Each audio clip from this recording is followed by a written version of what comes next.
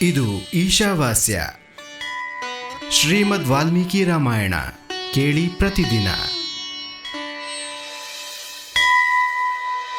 ಇದು ಶ್ರೀಮದ್ ವಾಲ್ಮೀಕಿ ರಾಮಾಯಣ ಮಹಾತ್ಮೆಯ ರಾಮಾಯಣದ ನವಾಹ ಶ್ರವಣದ ವಿಧಿ, ಮಹಿಮೆ ಹಾಗೂ ಫಲದ ವರ್ಣನೆ ಎಂಬ 5ನೇ ಅಧ್ಯಾಯ, ಭಾಗ 2.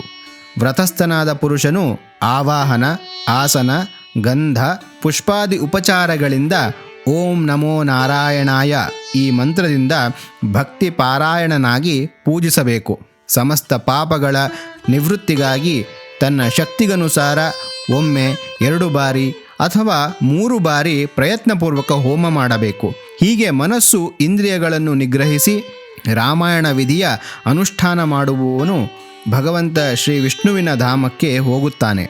ಅಲ್ಲಿಂದ ಮರಳಿ ಜಗತ್ತಿಗೆ ಬರುವುದಿಲ್ಲ.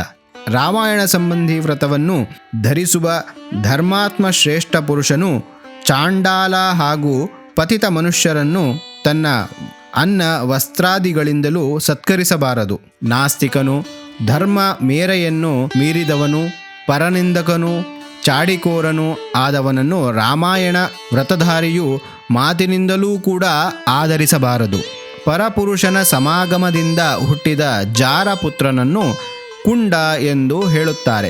ಇಂತಹ ಕುಂಡನಲ್ಲಿ ಊಟ ಮಾಡುವವನು, ಹಾಡು ಹೇಳಿ ಜೀವನ ನಡೆಸುವವನು, ದೇವರಿಗೆ ಅರ್ಪಿಸಿದ ವಸ್ತುಗಳನ್ನು ಉಪಭೋಗಿಸುವವನ ಅನ್ನ ತಿನ್ನುವನು, ವೈದ್ಯಾನ್ನವನ್ನು ತಿನ್ನುವವನು, ಜನರನ್ನು ಸುಮ್ಮನೆ ಹೊಗಳಿ ಕವಿತೆ ಬರೆಯುವವನು, ದೇವರನ್ನು ಬ್ರಾಹ್ಮಣರನ್ನು ವಿರೋಧಿಸುವವನು, ಪರಾನ್ನದಲ್ಲಿ ಆಸಕ್ತಿ ಉಳ್ಳವನು, ಪರಸ್ತ್ರೀಯರಲ್ಲಿ ಆಸಕ್ತನೂ ಆದ ಇಂತಹ ಮನುಷ್ಯನನ್ನು ರಾಮಾಯಣ ವ್ರತಿಯು ಮಾತಿನಿಂದಲೂ ಆದರಿಸಬಾರದು. ಇಂತಹ ದೋಷಗಳಿಂದ ದೂರವಿದ್ದು ಶುದ್ಧನಾಗಿ ಜಿತೇಂದ್ರಿಯನಾಗಿ ಎಲ್ಲರ ಹಿತದಲ್ಲಿ ತತ್ಪರನಾಗಿರುತ್ತಾ ರಾಮಾಯಣವನ್ನು ಆಶ್ರಯಿಸುವವನು ಪರಮಶುದ್ಧಿಯನ್ನು ಪಡೆಯುತ್ತಾನೆ.